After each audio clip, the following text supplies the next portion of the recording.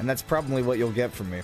I'm very tired, and I came out here to talk to people, but I realized that I'd never come to the Freak stream before to talk to y'all, so this is the first time. Oh, what's up, Manaprism? I remember you.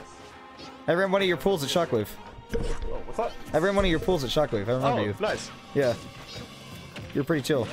I don't think that this match will be quite as chill, Manaprism. We got Nanoir versus Simon now. Simon playing Mario. Now, Nanoir, though, last I knew was playing Bayonetta, but much like most other people who used to play that character in 4, dropped for a different high tier. He went to Game Changers yesterday, and he was playing Peach, he was playing Pikachu, and I saw one other character, but I can't remember who it is. Okay. I definitely was still playing Bayonetta. I think it's just if he feels confident in the matchup, maybe not against Mario. I can kind of see that. Bayonetta struggles, especially on Shield. Yeah. And Mario can be really scary on Shield. You know, that back air is one of his biggest tools when he's landing. It's such a low landing leg. For sure, and he still has that amazing up smash, old ally special. Yeah, the old I will stand in center stage and throw an up smash, and you better have a projectile to deal with it. Very terrifying on Shield, especially after side B from Bayonetta, because she can't do anything out of that. So I can understand the choice of Pikachu.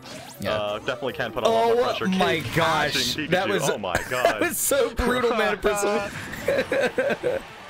like I was saying, like I love Nanoir, but it is just cathartic to watch him get bodied. Like, I actually love the guy, but I also love watching him get bodied.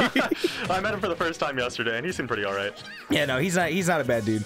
He talks a big game, and people who talk a big game are really fun to watch get bodied. Yeah, no, it's a lot of fun. Yeah. I'm kind of the same way. I'm not gonna lie. I do it subtly. Like, I'm not gonna say I'm better than you, I'm just gonna say you're worse than me. There's a difference. Sure, why not? Right here?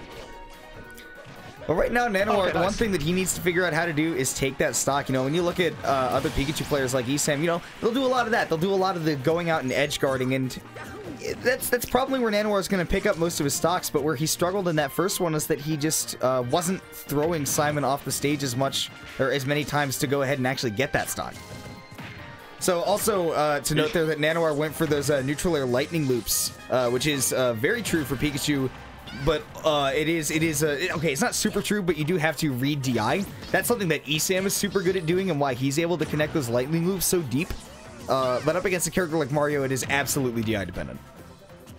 Yeah, Mario's surprisingly small, a little slippery, and a lot faster than you might think he is, especially in Ultimate compared to 4. Because in 4 he was a little sluggish, but here he's just all that universal jump squats, zero landing lag on aerials except for forward air. It's scary to fight Mario, especially if you fight one who knows what he's doing, because not a lot of people play the character anymore. Ooh, that was a shield poke Solid on that back air too. Yeah, it's just the one thing I really like from Simon so far is just that he's putting pressure on Nanoir's defense and actually making him choose an option rather than just going, well, Mario, I want to get a grab or something. Like, no, when he gets Nanoir pretty much in the shield or playing defensively at all, puts a lot of pressure on him and makes him make mistakes. That was an interesting decision right there to kind of stay on stage and go for the forward smash instead of edge guarding Mario, because I feel like if you can hit up B, it's surprisingly not as good as it used to be. You can kind of just edge guard him, and he'll make it sometimes a little further than you might think he does, but if you can get that one good forward air on Pikachu, even a back air, it's pretty scary. Yeah, I mean, one of the things that holds back Pikachu and Pichu alike is that, I mean, these characters are light. Yeah. These characters are quite light. And, you know, if he can find that downer to get him off the top, that was sub 100%. Still found it anyways because he's got that rage. For sure. No, Mario's terrifying in this game. Downer, that doesn't look that strong. It's like, oh, this can maybe hit me, especially with the older associations with that down air. Yeah. And I'll be fine. And then you get hit by it and you die in the last hit and you're like, what just happened? I mean, that's something that, like, Kasoku, for example, playing Mario back in Smash 4, he would find that a whole lot, especially like on a stage like Lilat. He would find a down air at like 70% with a ton of rage and kill people. Because that move is hella strong. Oh! Okay, so going to the Bayonetta. Going back to Bayo. So, I guess Nanoir's like, alright, doesn't feel good to get 2 stock, you know, and Pikachu Mario is not a bad matchup, but you do have to be able to get your opponent off stage, and as good as the defense was from Simon, you know, and as good as the shield pressure was, Nanoir just wasn't finding that many opportunities to actually get him off stage and capitalize for the stock. So with the Bayonetta now, he's going to be relying on a lot of that punish game, a lot of those fundamentals that he's developed over the past couple of years, and yeah, just kind of play the game plan that he's normally after. And Mana Prism, honestly, I mean, you were saying about this matchup with Mario, you just got to be really careful about where you place a lot of those combo starters. Yeah, because like Bayonetta's unshape on shield. If her up B hits you on shield now, she is stuck in the air. She can kind of do a down air, but it's really laggy. Forward air comes out fast and it can combo, but if you're above the opponent with Bayonetta, you're just gonna bounce right over them after the first forward air. And with a character like Mario, that's an instant up air, maybe a down air combo. Kind of seeing right here. Mario's oh my gosh. Yeah, super bait and switch on Bayonetta. She can't really do anything about it. He's just in her face, and she has not really great options for get off me and Smash Ultimate. Yeah, definitely. Her boxing options have been like reduced right a whole lot. Dash attack on shield, instant punishment Mario. It was a forward tilt, but like something scarier can be a forward smash. And that was a Nanoir slash TSM, well, not TSM, but that was a Nanoir slash Cow special. Just the random up smash to try to find the kill. Didn't find it and then get punished for it. She kind of needs it in this game. Once she gets you up to 100, it's like Smash 4 where stuff stops working. And she really arguable that most of her stuff works in this game, period. Yeah. No, she has a lot of stuff that works. It's just it's way more precise than it used to be. And like when you get to a certain percent, like 157, you're just hoping for that back air, hoping for that forward throw near the ledge of the stage. It's a lot like Pits, but weaker now because, of course, it is. Like Nair's off stage, back air, up smash, forward smash, anything. Like, you're just hoping for it, and then Mario can do that. Oh my gosh, dude! The saddest thing is that Mario's not even in kill range right now for up air. Like, that forward tiller's definitely gonna take it, but yeah, like Bayonetta will kill you eventually. Yeah. I mean, like, look at the most successful Bayonetta performances in this game. You had like Captain Zack at Genesis 6, and you had people like Lima and Tamim doing good stuff with the Bayonetta. And what they were doing mostly was just that they had insane damage output. They had combos that would take you to like 90%, and then even if they struggled to get the kill, at least they got you to 90% first. And they were playing a little bit like Sheik back in Smash 4. And oh my goodness. So that's a crazy change. I'm first of all amazed at that even Witch Time. Okay, so the thing about Witch Time is that it got buffed on projectiles. You can no longer really, like, you can space her, like, say, I'm a Robin player, so I'll use Thoron. Okay. Thoron won't catch me. But if you're, like, mid-stage, like, say, Mario Fireball, anything, it's going to catch you. And that's something that's throwing a lot of people off guard, I noticed in the Bayonetta matchups. They don't think that Bayonetta's going to Witch Time you on projectiles. She will, and it will hit you. It's just within a certain radius. Like, I'm over-exaggerating when I say midway through FD. It's more like a quarter, but it's still bigger than you might think it is. Yeah, much larger than it used to be. That's interesting. That's like actually a pretty big nerf to that, like, mid-range. I mean, like you were talking about, Bayonetta lost some of those boxing tools. Or sorry, it's a buff to her mid-range tools. Yes. Where she lost a lot of those close-range tools, and now, you know, your threat zone is kind of away from you, weirdly. Yeah. Hey, another 200% kill for Nanoir. And again, you know, if he can build up that damage and, you know, just avoid that killing blow, he might be okay. That was really crazy. It was up B, up air, nair. It definitely looking like the classic Nanoir. Now, I mean, now Simon's got to be real careful to just not let this slip away from him. The game's already even. Although, you know, based on the kill percents we've seen, this is practically Simon at like 50% against any other character. But man, with Nanoir at the ledge, she's got to be playing careful. Nanoir not opting for that ABK from ledge, which is interesting considering the spacing that Simon was playing at. ABK from ledge is usually just so safe. Up air, 94. Oof. That was a really scary situation with a fireball caught. Just barely managed to shield right before the up smash, though. Okay, back to center. Really good dash attack. I think that Simon just needs to look for the committal options because that's where he's been catching Nanoir. He's just outside of that range. That's a laggier neutral B than you might expect. So with Bayonetta's neutral B, right there, if that hit, that would have killed. Yeah, no, it's strong now. That move got crazy buffed. Forward throw not quite gonna kill at 130. Okay, excellent nair to edge guard. And Mario no jump, yeah. Back.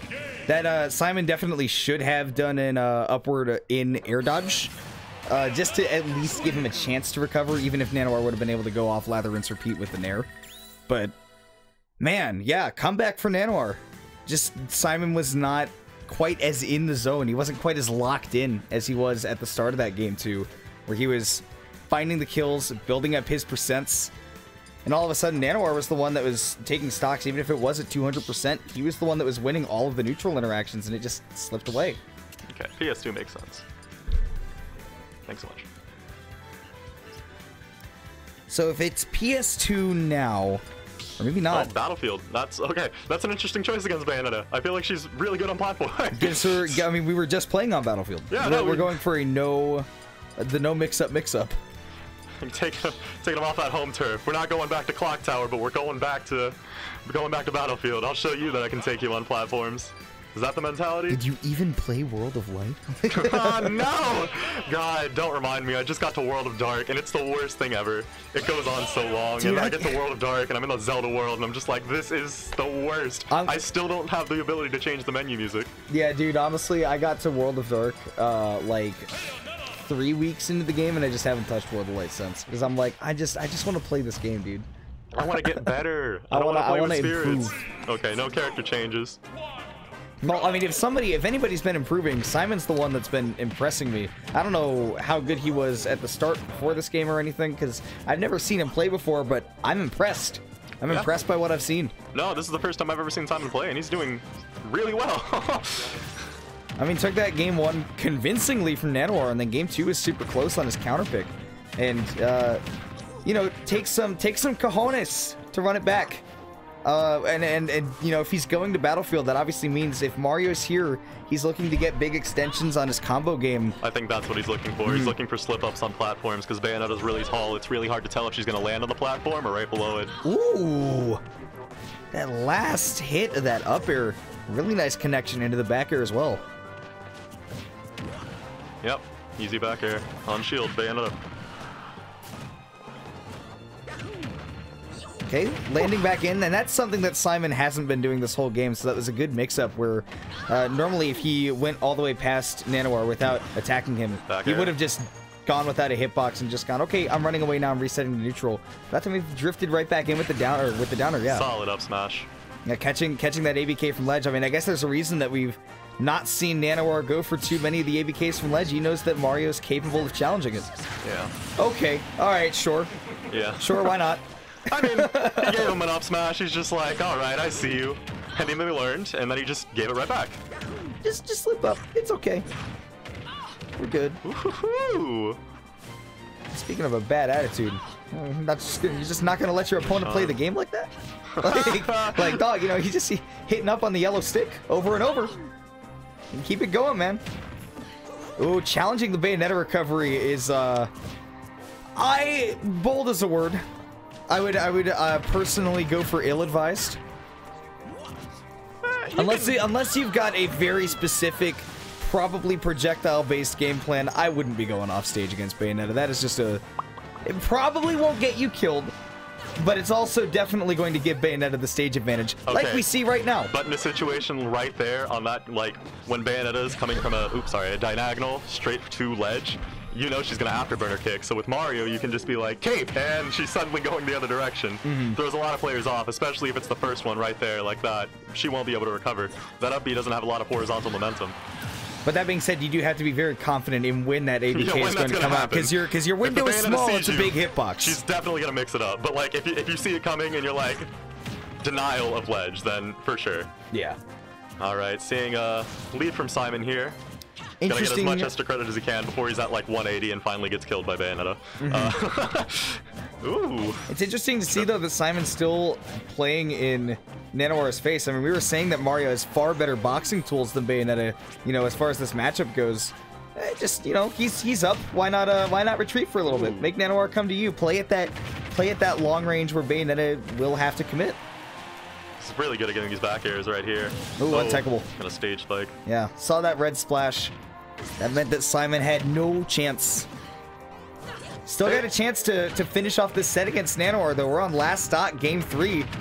And, well, if he's going to do it first order of business is to land on stage. This is what we were saying. Bayonettas will win by putting on the 60 and then the 90 and then the 120, and suddenly it just takes one good read to finish off the game and they win. Her juggle game's really crazy. I think Bayonetta's kind of like the Nega Sheik. Where in this game, like, I play against a decent Sheik. Clarai, he has a pocket Sheik, and Sheik's scary because she can just straight kill you at 60. Doesn't take that much effort. Bayonetta, well, not like effort, but like, you know what I mean. Yeah, no, I know what you mean. Bayonetta's the opposite of that, where she can do a crap ton of damage, lay that all on you, but she won't really be able to kill you until like 130, 150. It is the Smash 4 Sheik. You're absolutely correct. But man, I mean, it's that lack of finding the kill that's creating all this tension. And boy, does Simon just want it to end one way or another, running right in with an up smash. I thought he was gonna go right for that up B, and that I don't know if I would have taken it in this game. I wouldn't risk it if you're not like right Confident. in the blast zone. Oh yeah, they were up there. They were up there. Ooh, back air somehow still not safe. Nanoir has a chance. Wow, back in the corner. Simon's still the one with the stage control.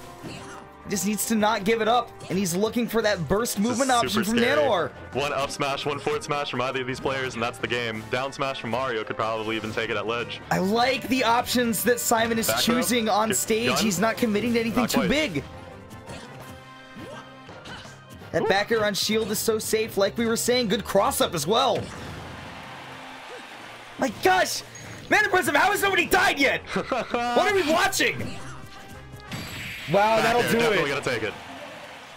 Last hit as it goes. Nanoir's finally able to finish it off with that back air, catching him and dropping the shield.